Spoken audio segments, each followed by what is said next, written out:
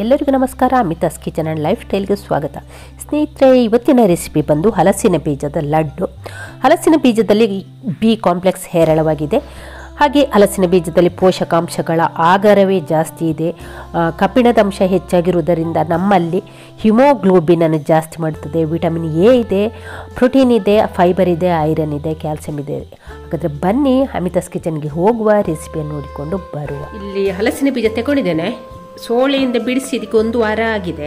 ಒಂದು ಸ್ವಲ್ಪ ದಿವಸ ಡ್ರೈ ಆದರೆ ತುಂಬ ಒಳ್ಳೆಯದಾಗ್ತದೆ, ಒಂದು ಸ್ವಲ್ಪ ಸ್ವೀಟ್ ಜಾಸ್ತಿ ಅನಿಸ್ತದೆ. ಹಾಗೆ ಇವಾಗ ಇದರ ಸಿಪ್ಪೆಯನ್ನೆಲ್ಲ ಬಿಡಿಸಿಕೊಳ್ಳುವ. ಇಲ್ಲಿ ನೋಡಿ, ಸಿಪ್ಪೆಯನ್ನೆಲ್ಲ ಬಿಡಿಸ್ಕೊಳ್ಬೇಕು. ಈ ಹೊರಗಿನ ಸಿಪ್ಪೆ ಕೂಡ ಬಿಡಿಸಬೇಕು. ಮತ್ತೆ ಇಲ್ಲಿ ನೋಡಿ, ಈ ಬ್ರೌನ್ ಕಲರ್ ಸಿಪ್ಪೆ ಕೂಡ ಬಿಡಿಸಬೇಕು. ನೀರಲ್ಲಿ ನೆನೆ ಹಾಕಿದ್ರು, ಒಂದು 3-4 ಗಂಟೆ ನೀರಲ್ಲಿ ನೆನೆ ಹಾಕಿ ಕಲ್ಲಿಗೆ ಒರೆಸ್ಬೇಕು. ಆಗ ಚೆನ್ನಾಗಿ ಕ್ಲೀನಾಗಿ ಹೋಗ್ತದೆ ಈ ಬ್ರೌನ್ ಕಲರ್ ಸಿಪ್ಪೆ. ನಾನು ಇವಾಗ ಇದನ್ನೆಲ್ಲ ಕತ್ತಿಯಲ್ಲಿ ತೆಗಿತಿದ್ದೇನೆ. ಇಲ್ಲೇ ಇದ್ರೆ ಹಲಸಿನ ಬೀಜವನ್ನು ನೀರಲ್ಲಿ ನೆನೆ ಹಾಕಬೇಕು. ಇಲ್ಲ, ನಿನ್ನೆ ರಾತ್ರಿ ನೆನೆ ಹಾಕಿ, ಒಂದು ದಿವಸಕ್ಕೆ ಮೊದಲು ನೆನೆ ಹಾಕಿ ಮರು ದಿವಸ ಕಲ್ಲಿಗೆ ಒರೆಸಿದ್ರೆ ಉಂಟಲ್ಲ, ಬೇಗ ಆಗ್ತದೆ, ರಬ ಕ್ಲೀನ್ ಆಗ್ತದೆ. ಇವಾಗ ನಾನು ಇದನ್ನೆಲ್ಲ ಸ್ವಲ್ಪ ಈ ರೀತಿ ತೆಗಿತೇನೆ ನೋಡಿ. ಹೀಗೆ ಎಲ್ಲವನ್ನು ಕೂಡ ಮಾಡಿ, ಹಲಸಿನ ಬೀಜದ ಸಿಪ್ಪೆ ಎಲ್ಲ ತೆಕ್ಕೊಂಡಾಯ್ತು. ಇನ್ನು ಇದನ್ನು ನಾವು ತುಳಿಯುವ, ಸ್ವಲ್ಪ ಚೆನ್ನಾಗಿ ವಾಶ್ ಮಾಡಿಕೊಳ್ಳುವ.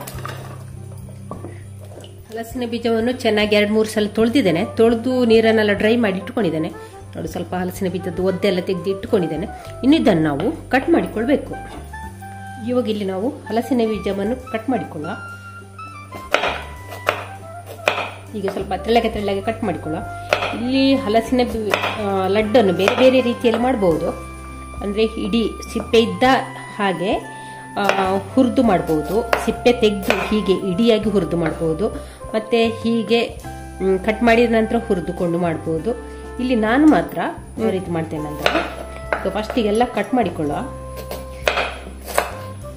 ಈಗ ಸ್ವಲ್ಪ ಸಣ್ಣಕ್ಕೆ ಕಟ್ ಮಾಡಿಕೊಳ್ಳುವ. ಇಲ್ಲಿ ನೋಡಿ, ಹಲಸಿನ ಬೀಜವನ್ನೆಲ್ಲ ಈ ರೀತಿ ಕಟ್ ಮಾಡಿ ಇಟ್ಕೊಂಡಿದ್ದೇನೆ. ತೆಳ್ಳಗೆ ಕಟ್ ಮಾಡಿ ಇಟ್ಕೊಂಡಿದ್ದೇನೆ. ಇನ್ನು ಇದನ್ನು ನಾವು ಮಿಕ್ಸರ್ ಜಾರಿಗೆ ಹಾಕಿಕೊಳ್ಳುವ. ಮಿಕ್ಸರ್ ಜಾರಿಗೆ ಹಾಕಿಕೊಳ್ಳೋದ್ರಿಂದ ಸ್ವಲ್ಪ ತೆಳ್ಳಗೆ ಕಟ್ ಮಾಡಬೇಕು. ಹೀಗೆ ಅಡ್ಡ ಕಟ್ ಮಾಡಿಕೊಳ್ಬೋದು, ಇಲ್ಲ ಉದ್ದ ಸಪ್ರಕ್ಕೆ ಕೂಡ ಕಟ್ ಮಾಡಿಕೊಳ್ಬೋದು. ಯಾವ ರೀತಿ ಬೇಕಾದರೂ ಕಟ್ ಮಾಡಿಕೊಳ್ಬೋದು. ಇವಾಗ ಇದನ್ನೆಲ್ಲ ಮಿಕ್ಸರ್ ಜಾರಿಗೆ ಹಾಕಿಕೊಳ್ಳುವ. ಇನ್ನು ಇದನ್ನು ನಾವು ಗ್ರೈಂಡ್ ಮಾಡಿಕೊಂಡು ಬರುವ, ಪೌಡ್ರ್ ಮಾಡಿಕೊಂಡು ಬರುವ. ಇಲ್ಲಿ ನೋಡಿ, ಪೌಡ್ರ್ ಮಾಡಿಕೊಂಡಾಯ್ತು. ತುಂಬ ನೈಸ್ ಮಾಡಲಿಕ್ಕಿಲ್ಲ ನೋಡಿ. ಸಜ್ಜಿಗೆ ರೀತಿ ಉಂಟು, ರವೆ ರೀತಿ ಉಂಟು, ರವೆಗಿಂತಲೂ ಸ್ವಲ್ಪ ಜಾಸ್ತಿ ಉಂಟು, ಸಜ್ಜಿಗೆ ರೀತಿ ಉಂಟು. ಈ ರೀತಿ ಮಾಡಿಕೊಂಡಿದ್ದೇನೆ. ಇನ್ನಿದನ್ನು ನಾವು ಒಂದು ಕಡಾಯಿಯನ್ನು ಕಾಯ್ಲಿಕ್ಕೆ ಇಟ್ಟಿದ್ದೇನೆ. ಅದಕ್ಕೊಂದು 3 ಟೇಬಲ್ ಸ್ಪೂನ್ ಅಷ್ಟು ತುಪ್ಪವನ್ನು ಹಾಕಿಕೊಳ್ಳುವ. ಇವಾಗ ಇಲ್ಲಿ ಒಣ ದ್ರಾಕ್ಷಿಯನ್ನು ಹಾಕ್ತಿದ್ದೇನೆ. ಸ್ವಲ್ಪ ಫ್ರೈ ಮಾಡಿಕೊಳ್ಳಿದನ್ನು. ಫ್ರೈ ಆಗ್ತಾ ಬಂತು. ಇದನ್ನೀಗ ಒಂದು ಕಪ್ಪಿಗೆ ತೆಗೆಯುವ. ಈಗ ಇಲ್ಲಿ ಅದೇ ತುಪ್ಪಕ್ಕೆ ಹಲಸಿನ ಬೀಜದ ಪೌಡ್ರನ್ನು ಹಾಕಿಕೊಳ್ಳುವ. ಬೆಂಕಿಯನ್ನು ಮೀಡಿಯಂ ಫ್ಲೇಮಲ್ಲಿ ಇಟ್ಕೊಳ್ಳಿ. ಹಾಕಿ ಒಮ್ಮೆ ಚೆನ್ನಾಗಿ ಫ್ರೈ ಮಾಡಿಕೊಳ್ಳುವ. ಬೆಂಕಿಯನ್ನು ಮೀಡಿಯಂ ಫ್ಲೇಮಲ್ಲಿ ಇಟ್ಟುಕೊಂಡು ಹದವಾಗಿ ಇಟ್ಟುಕೊಂಡು ಚೆನ್ನಾಗಿ ಕೈ ಬಿಡದೆ ಇದನ್ನು ಫ್ರೈ ಮಾಡಿದರೆ ಆಯಿತು. ಈಗ ಇದಕ್ಕೆ ತೆಂಗಿನಕಾಯಿ ತುರಿಯನ್ನು ಹಾಕ್ತಿದ್ದೇನೆ. ಜಾಸ್ತಿ ತುಂಬ ದಪ್ಪ ಬೇಡ. ಒಂದು ನೋಡಿ, ಈ ಗೆರಟೆಯಲ್ಲಿ 1 ಗೆರಟೆಯಷ್ಟು ಹಾಕಿದ್ದೇನೆ. ಹಾಕಿ ಫ್ರೈ ಮಾಡುವ, ಜೊತೆಯಲ್ಲಿ ಹಾಕಿಕೊಳ್ಳುವ. ಅಂದರೆ ನಮಗಿದು ತೆಂಗಿನಕಾಯಿ ಕೂಡ ಚೆನ್ನಾಗಿ ಫ್ರೈ ಆಗಬೇಕು. ಕೊಬ್ಬರಿ ಇದ್ರೆ ಕೊಬ್ಬರಿ ತುರಿಯನ್ನು ಕೂಡ ಹಾಕಿಕೊಳ್ಬೋದು.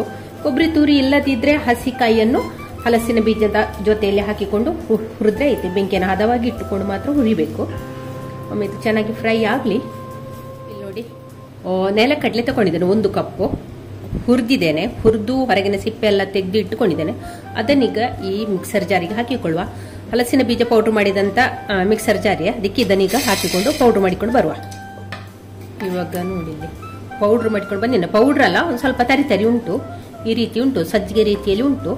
ಇನ್ನು ಇದನ್ನು ಈಗ ಪಕ್ಕಕ್ಕೆ ಇಟ್ಕೊಳ್ಳೋ. ನಾವು ಈಗ 1 ಟೀ ಸ್ಪೂನ್ ಅಷ್ಟು ತುಪ್ಪವನ್ನು ಹಾಕಿಕೊಂಡಿದ್ದೇನೆ. ಹಾಕಿ ಒಮ್ಮೆ ಹುರಿಯುವ.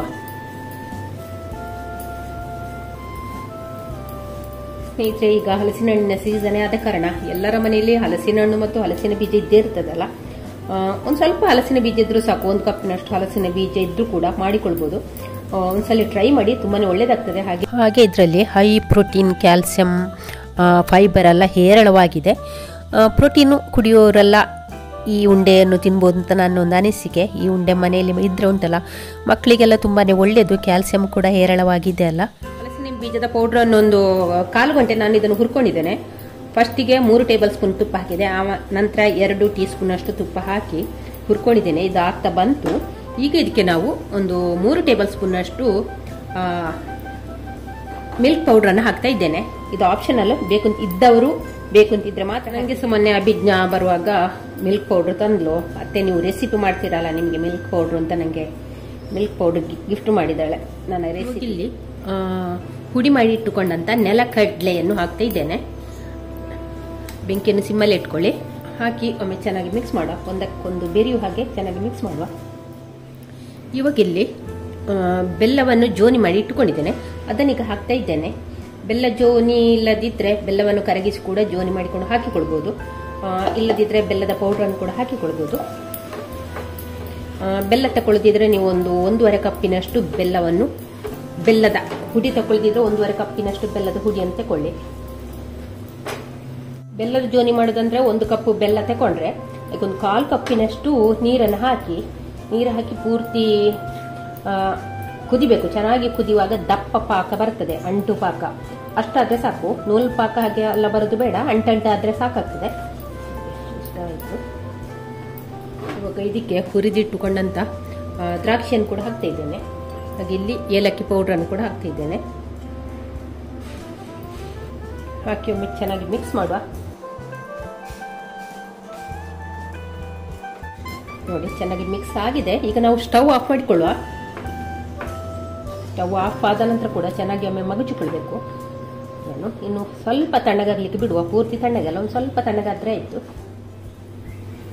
ಈಗ ಕೈಗೆ ತುಪ್ಪವನ್ನು ಹಾಕಿಕೊಂಡು ಉಂಡೆ ಕಟ್ಟಿಕೊಳ್ಳುವ.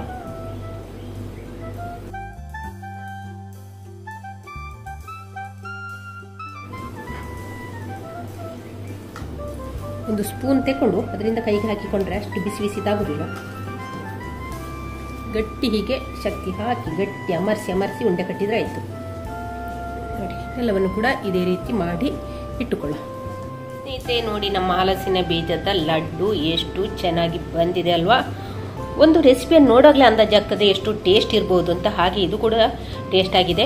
ಹಾಗೆ ನೀವು ಕೂಡ ಒಂದ್ಸಲ ಟ್ರೈ ಮಾಡಿ. ಹಾಗೆ ನೋಡಿ, ತುಪ್ಪ ಏನು ಜಾಸ್ತಿ ಬೇಡ, ಕಡಿಮೆ ತುಪ್ಪ ಬಳಸಿಕೊಂಡು ಈ ಲಡ್ಡನ್ನು ಮಾಡಬಹುದು. ತುಂಬಾ ಆರೋಗ್ಯದಾಯಕವಾದ ಒಂದು ಲಡ್ಡು. ಹಾಗೆ ಈ ವಿಡಿಯೋ ಇಷ್ಟ ಆದರೆ ಲೈಕ್, ಶೇರ್, ಕಮೆಂಟ್ ಮಾಡಿ. ಚಾನಲ್ಗೆ ಯಾರು ಹೊಸಬ್ರಿದ್ರೆ ಪ್ಲೀಸ್ ಸಬ್ಸ್ಕ್ರೈಬ್ ಮಾಡಿಕೊಂಡು ಚಾನಲನ್ನು ನೋಡಿ. ನಾಳೆ ಹೊಸ ಬ್ಲಾಗ್ ಅಥವಾ ರೆಸಿಪಿಯೊಂದಿಗೆ ಸಿಗೋಣ. ಅಲ್ಲಿವರೆಗೆ take care, bye bye. Thank you ಸ್ನೇಹಿತರೆ.